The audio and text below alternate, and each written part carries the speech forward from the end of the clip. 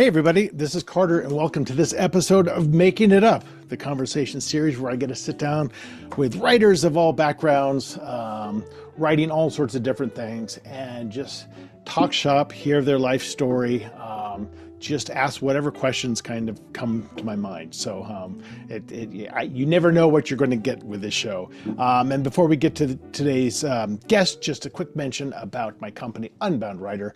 Actually, a couple things to mention. So Unbound Writer, I just had my second retreat. I am in the midst of setting up a workshop in March in Denver, Colorado. So like a 4-hour workshop rather than a 2.5-day retreat. So we're going to try something shorter as well. So keep your eye out on my website, unboundwriter.com, for that. And just a quick plug for my upcoming book, Tell Me What You Did.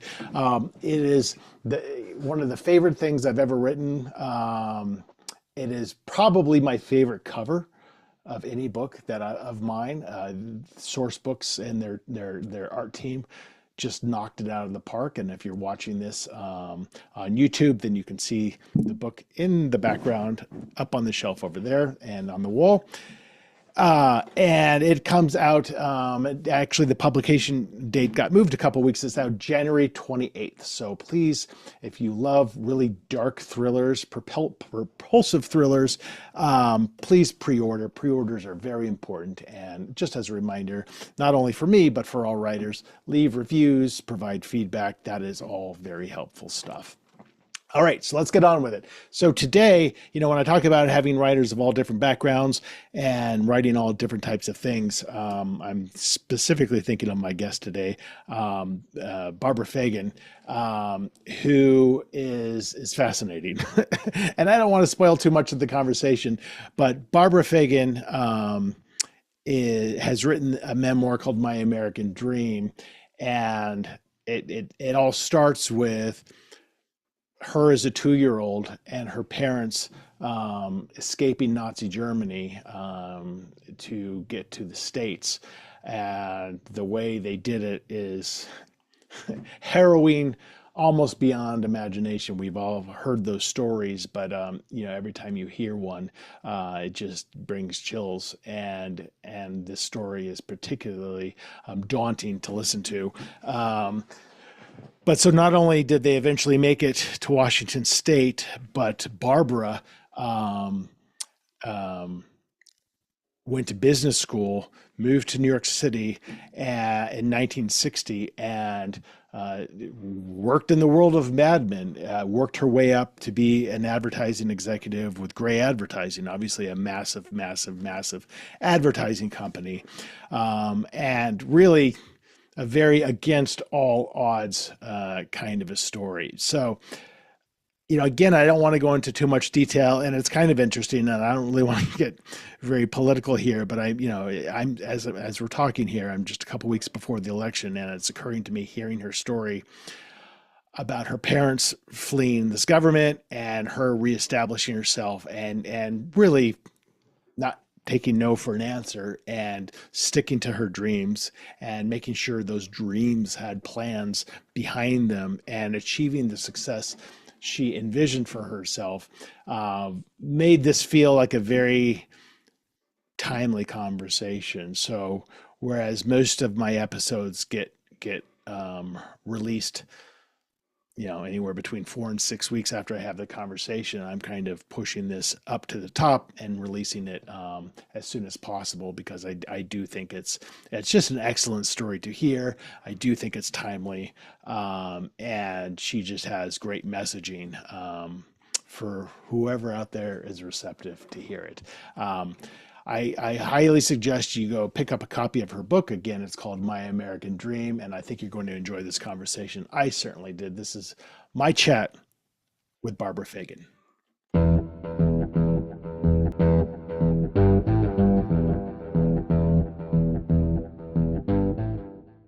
I'm in Manhattan, New York City. Oh, okay. So you've been How about there. you? I am in Boulder County, Colorado. So very, great. very nice. different than Manhattan. Right. And even Colorado feels like it's getting too crowded for me. So I don't know. What's next? I guess you have a tolerance for Manhattan and then just all the buzz and activity going Oh, I on love there. it. I love it. I love the energy. I love the dynamics. I just think it's great. How long have you been there for? Because I know you were in the advertising industry, which is obviously Right, Manhattan, right. but have I you been came there? here in 1960 after graduate school in Boston, and And I've been so here ever since. ever since. And Wow. I came from a very, very tiny, tiny little town in Southwest Washington, a town Okay. of 5,000 people, near Yeah. nothing. Logging and farming were the big things there. So this was obviously a big, big change and a great change for me. Yeah. And hopefully you purchased real estate back then. I'm in the same apartment that I've been in for a long, long, long time, which we did buy quite a long time ago. Yeah. Okay, good, good, good. You invested when it was probably somewhat reasonable, probably, although it probably didn't feel reasonable at the time. Well, no, we were just starting out, so it Right. was a very big deal. I'd never owned anything more expensive than an iron, to iron clothes. And I thought, oh my Right. God, can I handle this? But yeah, it was Wise obviously, investment. yeah, great. Well, I'm interested to talk to you, and I don't know if you know too much about the show, but I talk to writers of all backgrounds. Tendency to talk to novelists just because that's what I write and that's who I know. But I've talked to more than a few people who have written memoirs, and so it's always an interesting conversation because with memoirists, it's not like writing is necessarily your initial passion and what you've been doing years and years and years, but it's a big deal to write a memoir. It's no small Yes. feat to do that. But obviously there's a lot more of your story, your personal story kind of involved in our conversation than maybe what I would talk to a novelist about. So I kind of just want to start from your beginning, because I know that's obviously a pivotal part of the memoir. It's just the fact that your family moved here during the rise of Hitler and World War II to escape Nazi Germany, and this is kind of the story that you've embarked upon. But how far back do you? So you were how old were you when you moved here? Two. Okay, so the memories aren't necessarily cemented in place as a 2-year-old. No, Carter, there were no memories. There were no memories. Yeah. I really didn't, sort of my memories began uh, in this little town that I told you about, Chehalis, Washington, and that's where I grew up and lived through my teenage years and so on. I remembered nothing of our escape at all. But and was it truly? I mean, I'm sure at some point, and I don't know how old you were, but I'm sure at some point you had conversations with your parents about what's our story. Well, let um, me let me take you back a little bit please. because we didn't. My Hmm. parents really didn't talk about this at all. I mean, I knew that we had escaped, and we escaped. I was born in Berlin, Germany, and we escaped from there. My Jewish father, my Lutheran mother, and I. And I knew that we'd escaped, but I knew no details about it at all. And my parents didn't speak about the details. Um, they were so focused on the future that they really didn't want to go backwards. And I was sort of this little German speaking refugee girl, Hmm. uh, wearing hand me down clothes from the neighbors because we came with nothing. And all I wanted was to become an authentic American girl. I didn't want to, be this weird little refugee. And in my town, it was a town where families had lived for generations, and it was very homogeneous population, uh, and we were clearly others. We were kind of outliers, outsiders. But let me tell you what happened that helped me understand what did happen in the escape. Only a few years ago, considering the length of my life, um, I got a call from my sister one day. She lived in Annapolis, Maryland, and we talked regularly, catching up on our families and so forth. And she said to me on this particular call, Barbara, I have the most amazing thing to tell you. Hmm. I said, oh my gosh, what? And she said, I have found a journal that our father kept in the run up to the escape and throughout the escape itself. Wow. She said, it is the most amazing thing. We know nothing about this. We didn't know this journal existed. Huh. We knew nothing about what was in it. And she said, I'm going to send it to you and you read it and see what you think. So, of course, I could hardly wait until it arrived. I read it, and Carter, it was amazing. My father wrote this journal in English, and I still don't really understand how he could have done that because he didn't really have much English. Maybe he obviously knew how to write in English better than he knew how to speak, but he wrote in such an evocative way. It just drew me into this whole horrific, terrifying experience that my parents had. He writes in his journal, we came along with 79 other refugees. The oldest was 81, and I was the youngest at age 2. And my father had a terrible time. He had been in the military, the German military in World War I. And his point of view was that he had given of himself to Germany, and he thought Germany would always protect him. So he didn't feel any great need to leave as the Nazi persecutions were increasing and getting more and more violent and so forth, until finally he realized he had to get us out of there. And at that point, it was very, very late. It was July of 1940. And it was really the onset of World War II. Yeah. And he finally got us passage on a ship from Italy, only to learn that there were no more ships going across the Atlantic Ocean because of the German submarines that would, after that ship or before. Yeah. So here he thought we were all set, and he had to start all over again. And he writes in this journal how he had to scramble to get passage, to get money for passage, to get the appropriate visas and documentation and sponsorships and so forth.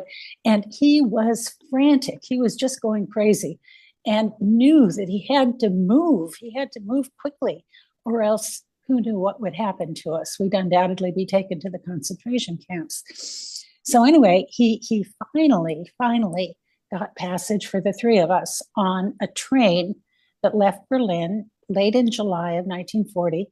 And we went on what he describes as the most horrific, terrifying, horrendous, grueling 17-day train trip from Berlin through Lithuania, through Russia, including Siberia, through parts of Korea, China, and finally to Japan.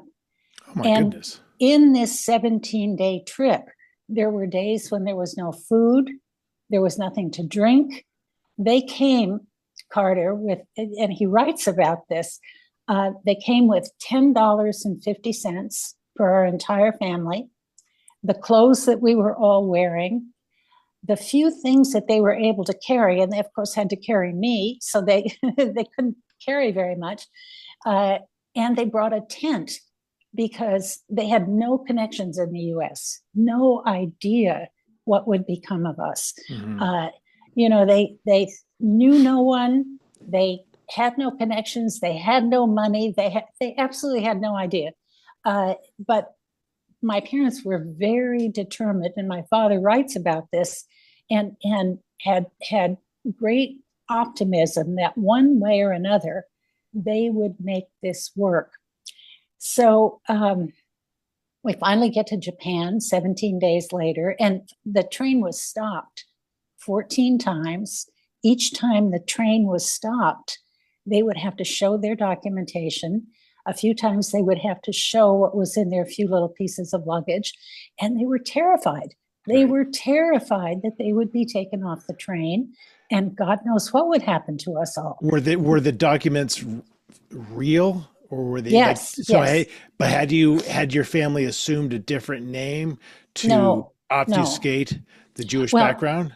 I don't believe. No, no, no, no, Yeah. no. This was a train full of Jewish Jewish refugees. refugees. Yeah. Yeah, But I mean, you're exactly. going to Japan, right? Which is, Well, we went to Japan because from Yokohama, Japan, we took a Japanese ship called the Hikawa Maru across the Pacific Ocean yeah. for 14 days, Yeah. and we Wow. landed in Seattle. And there we were Yeah. in I was wondering Seattle. why it was, I was Why was thinking I like, in Washington? why you were in Washington. Now it makes sense because you were coming Exactly. from Uh, that well, direction. you couldn't. I mean, my parents originally wanted to go to New York. Uh, my father had a sister in New York, and at least he had one connection. But that was impossible, as I said, because it was so late you couldn't get across the Atlantic Ocean anymore. So anyway, they got to Seattle, and as I said, no clue what to do next. What is going to become of us?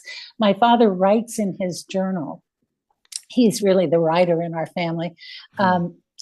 3/4 of the way around the world into the unknown, and he was very, very fortunate because he had no idea how he would get a job or what kind of a job he could get. But a group of Quakers and a Jewish organization in Seattle helped him to get a job Hmm. in this Hmm. tiny little town that I mentioned. Uh, and it was interesting. My father was from Berlin, big, sophisticated city and so forth. Uh, he gets a job in the Sears Roebuck farm store. And Hmm. his job is to sell chicken feed and barbed wire and all that kind of stuff that the farmers in town would need. Spoke no English, had no idea how he was going to make this work, but he was going to make it work. And he did. Had a very strong work ethic, worked very, very hard.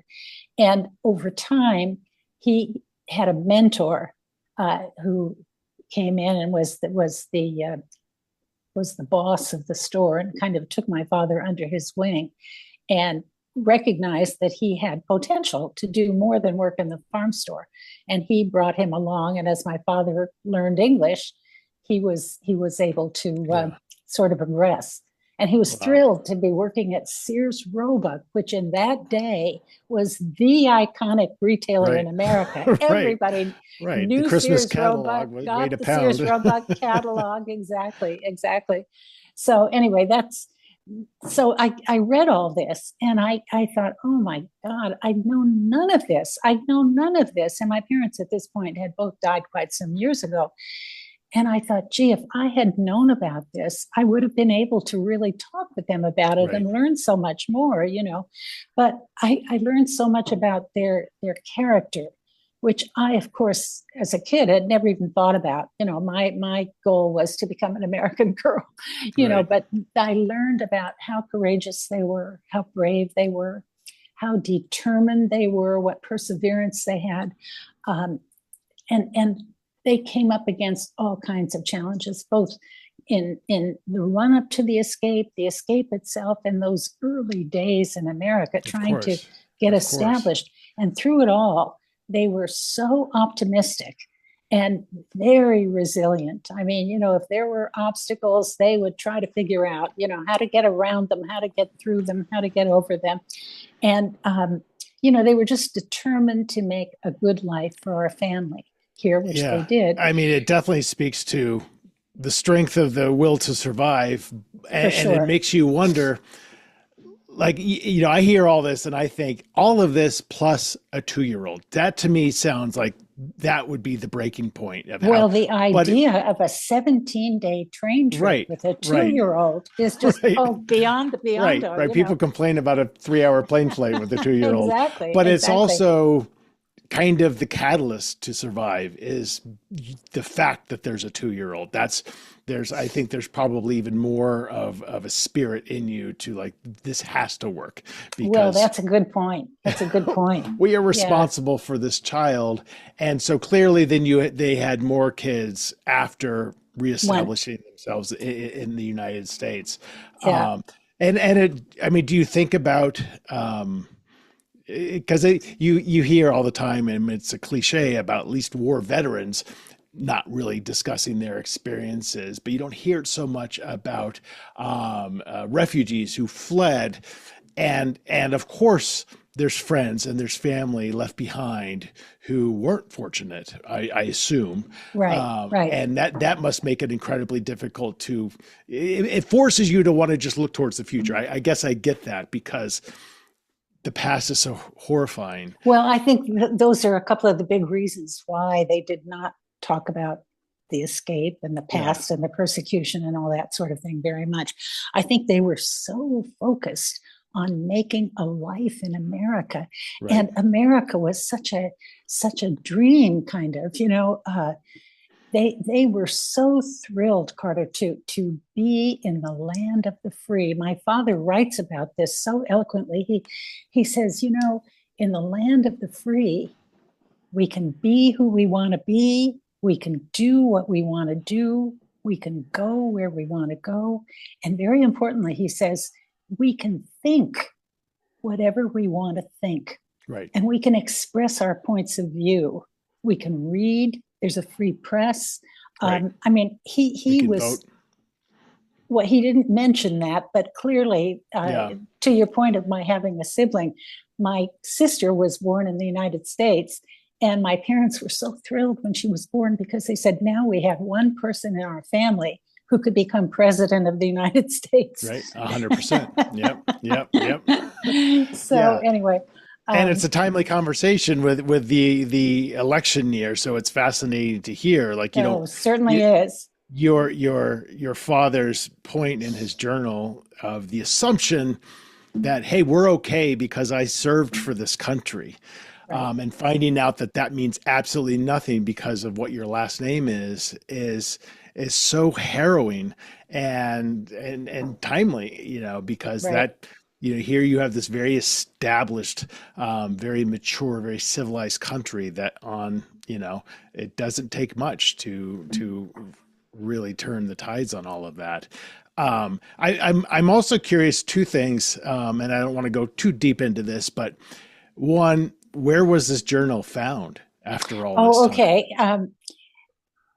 My sister, my sister lived in Annapolis. My father had stayed in Washington State. My parents moved to Seattle when I was in college, and so when he died, my sister went out and sort of helped to clean up his house, and she brought back a big box of stuff which she didn't Hmm. know. She put it in her attic and didn't think too much about it.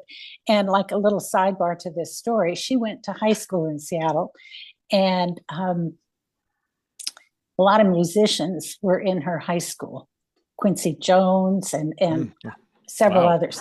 And she was talking to her kids one day, and they didn't believe that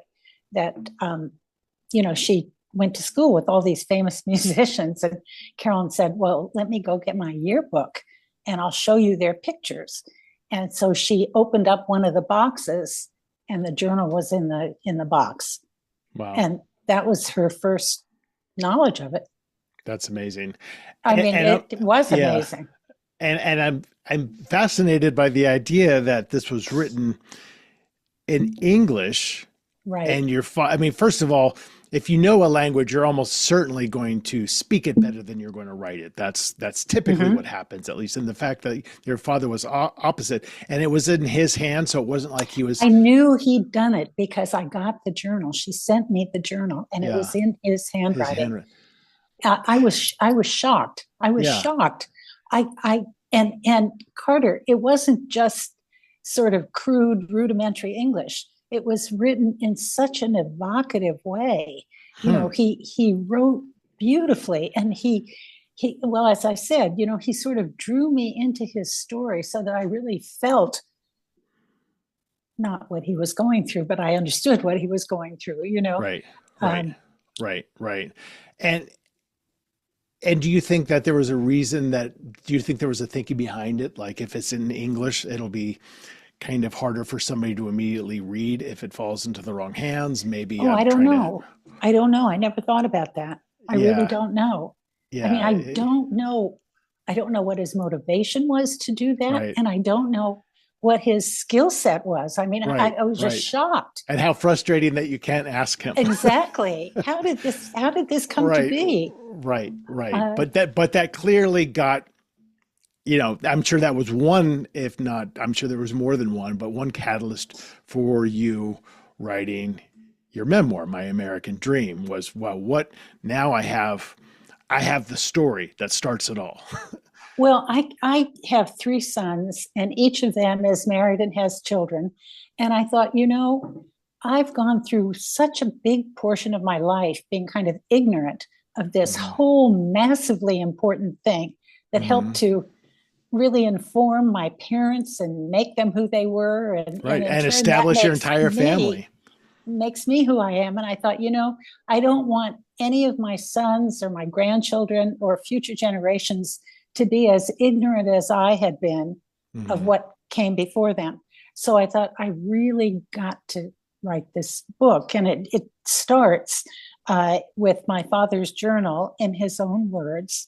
And then it goes Mm-hmm. on to tell sort of the three intertwining threads of my own life. The Right. first is my fervent desire to become an authentic American girl in Mm-hmm. Chehalis. Mm-hmm. The second is my kind of trailblazing career in a very male-driven business, the advertising business, during an era when career building opportunities for women were virtually non-existent. Right. And then the third is the story of my life as a wife and a mom of three sons, including identical twins. Mm-hmm. And that life included some very turbulent times. My husband had some very serious strokes when he was very young. He was really in the prime of his life at age 54. And Mm-hmm. in addition to my career, which I continued to work on building, and my kids, I became his caregiver in chief. And that's a whole story Which unto is itself. right, which is no Uh, small task, that's especially a in your mid 50s where right, you potentially have decades to go exactly, as a former stroke exactly. victim. And he did. He lived for 25 years. I was his caregiver in chief for 25 years, Oh wow. while continuing to support my kids and to build my career. And Right. you know, and I thought, I want my kids to know all this, Right. because Right. this is part of what makes them who they are. 100%. Yeah. Exactly. So that was the impetus for my writing the book. Because they probably know you, they were obviously present for your career, and that I'm Right. sure that was an identity that they could attach to because they evidenced it all the time, but the Right. other stuff was not so much. And it's fascinating to read about you and your career as an advertising executive, because of course we all know everything's heightened by Mad Men, right? We all know Mad Men. We all know, and Right. I remember, I have no connections to that world, but I remember telling my mom she should watch the show, and my mom's probably just a couple years younger than you. I'm 54 myself. Um, and she watched the show. She's like, I wasn't obviously in that world, but that's exactly what it was like. It But you can was understand it. Yeah. totally the Yeah. drinking, the smoking, the misogyny. It just, I mean, it wasn't, obviously it wasn't limited to Midtown Manhattan. It was Right. Right. countrywide. Right. So the idea that, you know, you are the Don Draper is amazing. Well, And that must have been really a lot, because there is that character. I don't know if you've seen the show, but the character Peggy, who kind of goes yes. from Yeah. being a She's the stenographer, copywriter. Right. yeah, a Right. copywriter, and then ultimately to an executive and a partner. Um, you know, but you see the hurdles that she goes up against, and the constant sexism and just everything, just to get any kind of recognition at all. And it must have been quite the uphill battle. Well, just to give you a tiny little story along those Yeah. lines, I went to graduate school at a program that was run jointly by the Harvard Business School and Radcliffe Graduate School at a time when women were not admitted to the Harvard Business School. So this program was identical to the one at the Harvard Business School. Same classes, same courses, same teachers, but it was not held on the campus of the Harvard Business School. It was held at Radcliffe, which was across the Charles River from the business school. I didn't think too much of it at the time. I was very excited to get into this program, and it was terrific. And I decided, I learned about a lot of different facets of business, including marketing. And I thought, I think I would really love being in marketing. I'd love to do that. And I knew that to be in marketing, that kind of the place where marketing was happening was New York City. So I would have to move to New York City. So like my father, but not like my father, I came to New York knowing no one, knowing nothing, having no money, having no job. But I got a job. I had wanted to get a job as a product or a brand management person, which is sort of the career building path in the marketing world, but those jobs were not open to women. You couldn't get a job like that if you were a woman. So I kind of went through the back door and got a job in market research. And I worked for the Vic Chemical Company, very famous company, now part of Procter & Gamble, Vicks VapoRub and Formula 44 and all that good stuff. And I became a market research trainee, and I was thrilled. It was a great company, and I learned a lot. Got good feedback. And about a year after I started, I thought, well, this is going very well. I think I need to have a conversation with my boss about career path steps and compensation and that sort of thing. And so I made an appointment and nervously went in to sit down and talk with him. His name was Tom. And I said, Tom, I've been here a year and you've given me very good feedback. I really would like to talk with you about career path. And he sort of stared at me for a minute, and then he threw back his head and he just started roaring with laughter. And I said, well, Tom, why are you laughing? He said, career path. There is no career path. I said, well, what do you mean? He said, women. I said, yes, women. He said, yes, women. They get married, they have babies, they leave. There is no career path. I said, well, Tom, I went to business school. I do plan to be married and I plan to have babies, but I plan to have a career. I went to business school. Well, he said, if that's what you're looking for, I can't help you. You're going to have to leave. And so I did. Wow. And I found my way into the advertising business, which I loved from the get-go. I mean, that was the business that I was in over the next 35 years. So, it was a great, great move. But I mean, there was just no way you were stuck if you were a woman there because there was nowhere to go. They would not invest in women. So how did you make it? What was, can you look back and look back and say, and I'm sure none of us do anything without help from others. So I'm sure, for sure, there were people who helped you along the way. But can you look back at your own decisions and say, because I put myself out there at this moment, or because I quit because they wouldn't give me whatever it was, that opened the door to something that wasn't being commonly accepted at that point in time? Well, there were a few of those. That was one. My saying, okay, if you're not going to help me, like just not accepting the status quo. I'm going to find another way, Right. and I'm sure sort of dealing with those kinds of challenges and obstacles and so forth was something that I never thought about this until I saw my father's journal. But that was the kind of thing that they dealt with. They dealt with, how am I going to deal with this challenge? How am I going to get around it or over it or through it? So that was one. That my first job in advertising, at that time, the way advertising was developed was usually, as I said, it was a male-dominated business. So usually a bunch of men, executives and creative people and account management people and what have you. All this from Mad Men. would sit in a room and kind of brainstorm about what their gut hunches were, as to most of the big advertising budgets were for products that were bought by women. So here were these men, kind of brainstorming about what would be, the right approach for Crest toothpaste or Pampers diapers or, whatever, you name it.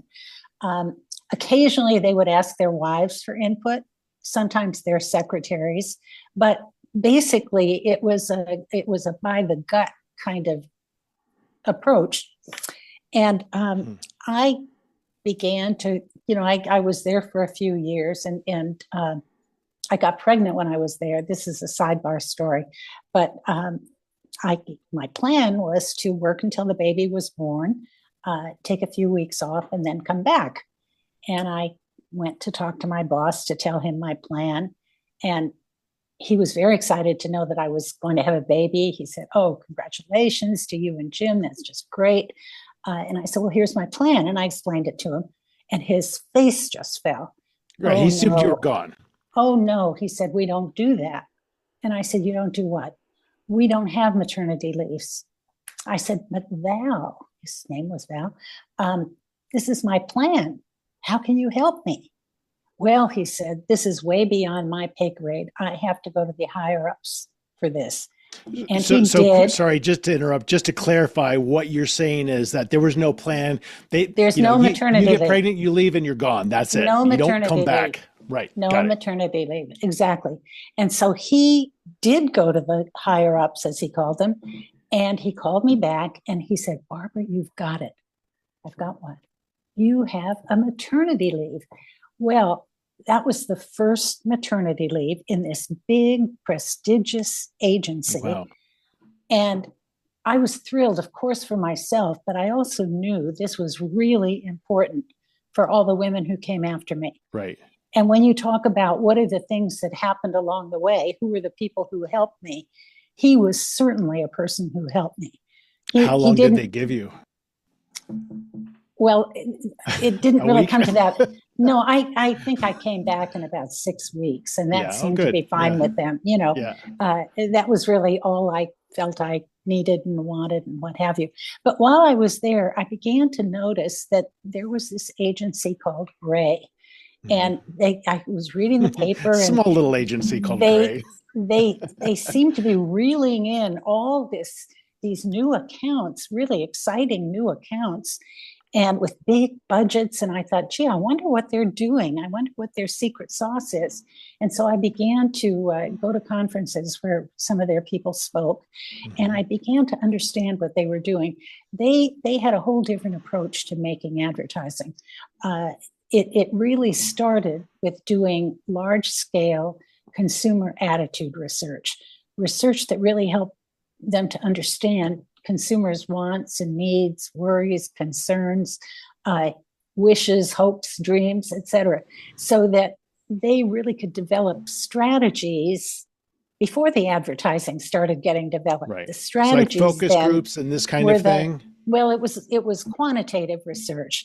Okay. There were some focus groups as well, but the important thing was large scale quantitative research, and this research really informed the development of foundational strategies that then the creative people could really focus their work on making those strategies come to life creatively in commercials and print ads and what have you.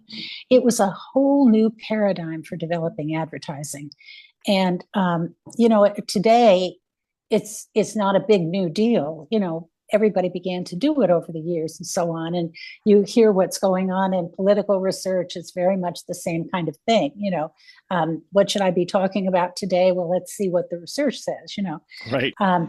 So I think in terms of what were the big things that made a difference to me, being able to go to work at Gray, where the kind of thing that I did, which was consumer research, mattered. It was the lifeblood of the agency. It really mattered to the way the agency built its portfolio of accounts.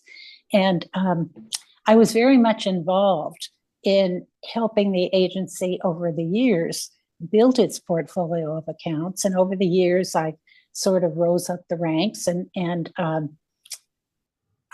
I loved it. I mean, Yeah. it was great. I worked with all of our clients all over the world, and worked with, you know, everybody who all the clients who came to us when they were either in trouble, their brands were in trouble, and we had to figure out what's the next way forward. How do we get out of this hole? Or they were at a plateau, sort of, and they had to figure out what's the next leap forward, you know. Right. So we Right. were always involved in interesting junctures Right. as we kind of develop business for and brands and so forth. Um, Yeah. And there's such a dovetailing between kind of how you're describing your evolving career with just so many things in life. And of course, I'll liken it to being, a writer because I teach writing as well. And I think about specifically kind of you asking for maternity leave and them making an exception for you, which is great. And we all need help and we all need those breaks. But that doesn't happen unless you're an invaluable person to them, right? Not just everybody probably could have asked for maternity leave and gotten the very first maternity leave from that firm. And I liken that to writers, having their plan, saying, this is what's going to happen for me. And in the face of, so much rejection in this world, right? In the writing community, and saying like, okay, I've gotten rejected, but that doesn't change my plan. It might make me rethink how I approach my plan, but the end goal is still the same. Right. And it all starts with being a great writer, having a story people want to consume, and not giving the decision makers the opportunity to ignore you. Well, and you be the decision maker, right? Right. That's 100% it. So it's that tenacity, and that's a word I hear a lot when I interview writers. Is I just had to get it done, and clearly, that all stems from your parents' journey. Talk Absolutely. about tenacious. That is just like there are no other except we have burned the boats. There are no other acceptable outcomes. We are going to make it no matter what. Right. And that's that's something that just must burn in you for your well, lifetime. My mother always said, dream big, work hard, work very, very hard, and never, ever quit. Right. And that's kind of become my mantra, I guess, and sort of the way I live my life and my career and so forth.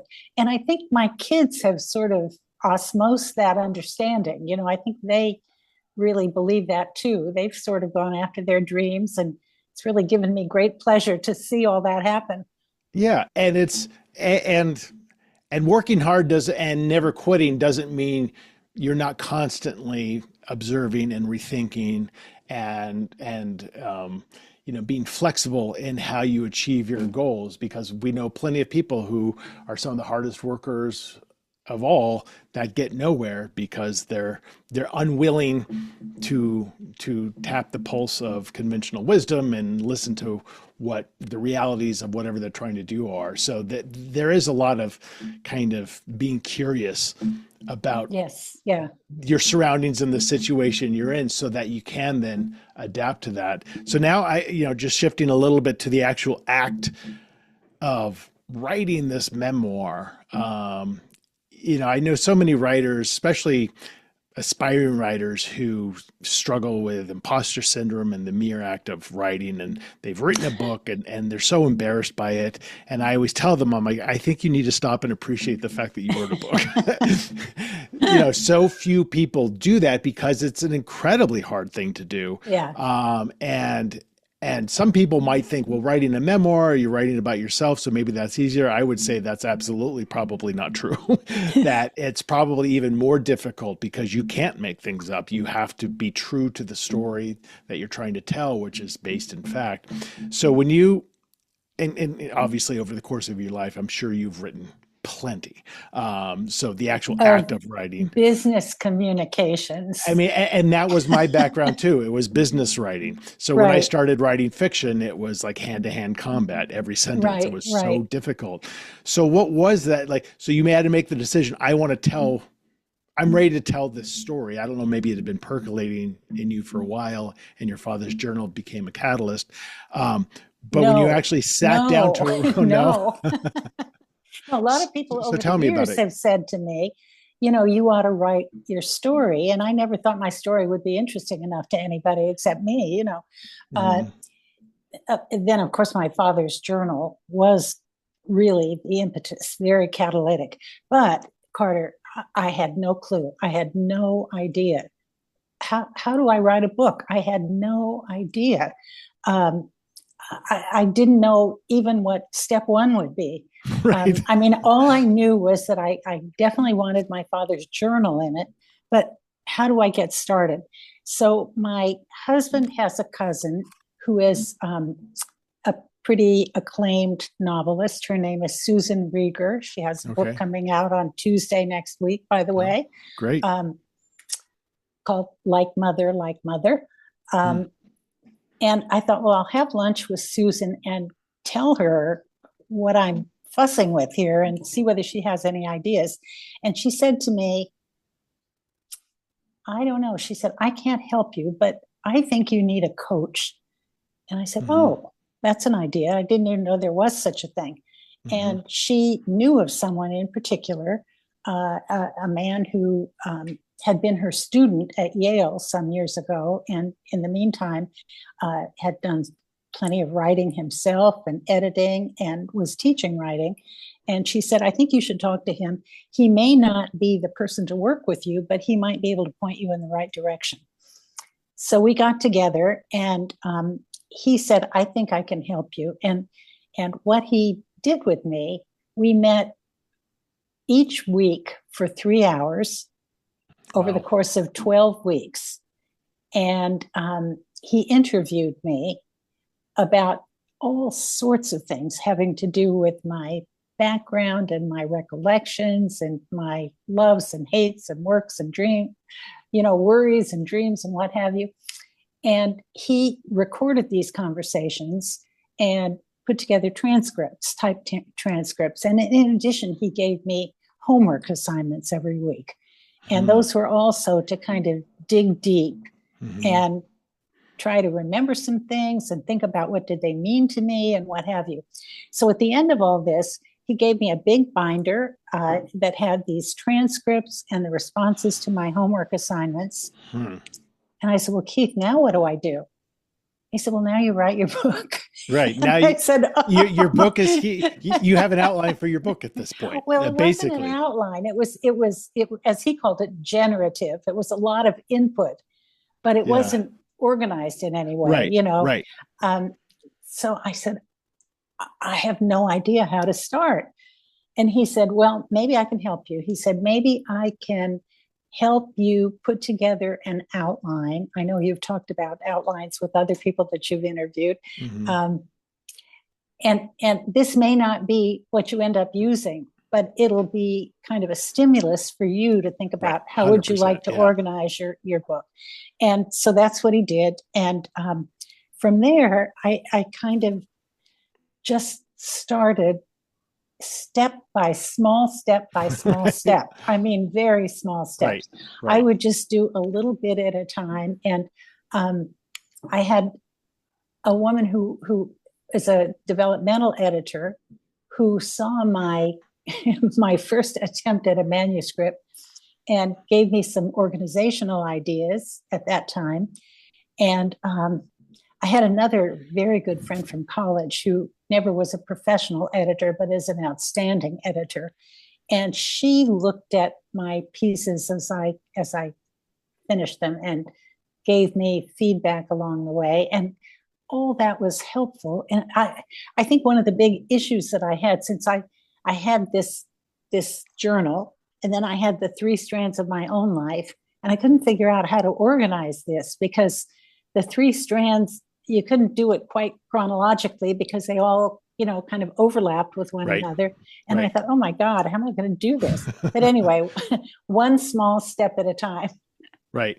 Yeah, it's incredibly difficult and it's very humbling to write. Yes, And good then the word. idea of like who And I think it's funny because I've been in critique groups where there's been one person in the group who it was in the midst of writing a memoir, and it becomes very challenging because to critique somebody, and not only it's all writing personal, but when you're literally writing about your own life, you don't want to say anything like, I'm bored. This isn't interesting. But I think that exists in the memoirist's kind of psyche, is this idea of like you said it earlier, who's going to want to read this? Right. But you write this book and you find a home for it, which again is not an easy thing to do for any writer, to find a way to actually get it published and to find an audience for it. So that must be very gratifying to have gone through that. As I mentioned, I wrote it initially for my family, and sort of did a print on demand type thing. And I got enough copies for my family and a few close friends and people who had helped me and what have you. And as people began to read it, they said, this is really interesting. You really ought to go into the marketplace with this, which had not been my intention at all. Right. And then I thought, well, how do you do that? I had no idea. Yeah. It's an art and a science. Again, I kind of step by step went forward. And I have to say, people have said, oh my God, this must have been awful, agonizing, so difficult, et cetera. It's been very interesting to me. It's such a new thing for me to learn how to put a book together and what all is entailed, and learning a new industry, getting the book. And I've been in marketing all my life, but marketing in general is not like marketing books, so I had to learn all about that. So anyway, it was really an interesting and I would say fulfilling experience. And I imagine the act of writing it being cathartic in a sense of because you're really you're doing something very few people ever do, which is taking very mindful time and considering your life sequentially. And that's got to be a really bizarre kind of fulfilling experience, I think, because I'm sure you're probably recalling stuff through your interviews with your book coach and then writing it that I'd kind of forgotten about this, but this was actually kind of a pivotal part of my life. And what did that mean? Right. Exactly. Right. So I don't know, that there's something feels very fulfilling about that process. Yes, I think so. That's great. Well, Barbara, I feel like I could go on for hours because I know there's so many stories you have, and I'm certainly going to encourage everybody to go out and buy your book. Oh, please do. This is the part of the show where typically we do a little storytelling. And if you're up for it, it's just going to last a couple. I feel like I'm a doctor about to give you a shot. It's just going to hurt for a second. But this is cathartic for me, because then I get to have this experience, to have fun, which is always scary for me as well. But I've chosen 3 books, mostly at random from my bookshelf. I'm going to have you choose one of them. We're going to choose a random sentence from a random page. Okay. I'm going to read that sentence, and that's going to be the first sentence in, like I said, maybe a 2-minute long short story, where we just alternate, kind of going back and forth, stream of consciousness. So all that writing muscle that you developed, you can now flex here. So I have 3 very disparate books, but they are all novels. From Below by Darcy Coates, which is a bit of a horror novel. David Baldacci's The Simple Truth, and a brand new book, Alex Kenna's Burn This Night. So choose one of those. What is Burn This Night about? I don't know. It just came in the mail, and it just says a mystery. So I know it's a mystery novel. Well, let's go for that. Okay. So give me a short, not that matters here, but give me a number between 1 and 250. 135. Okay. So I'm going to go to page 135. And I'm going to quickly scan it. All right, I'm just going to read the sentence. And if you want to go first, just add 1 or 2 sentences, whatever comes to your head, and then I'll do a couple sentences. And when it goes completely off the rails, I'll kill it. All right, here's the sentence. It's very simple. A pang of sadness came over me.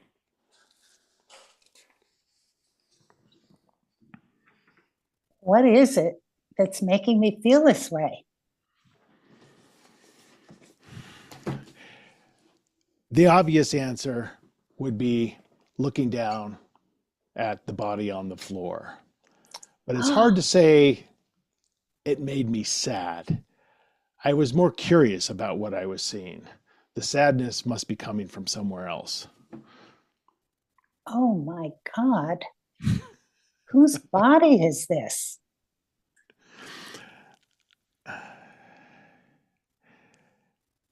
The funny thing when you're staring at a body on the floor that you don't expect to happen is that you become a bit out of body, analytical even.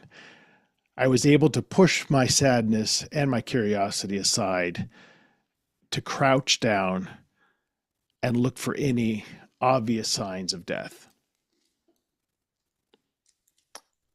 I can't imagine what this body is doing here.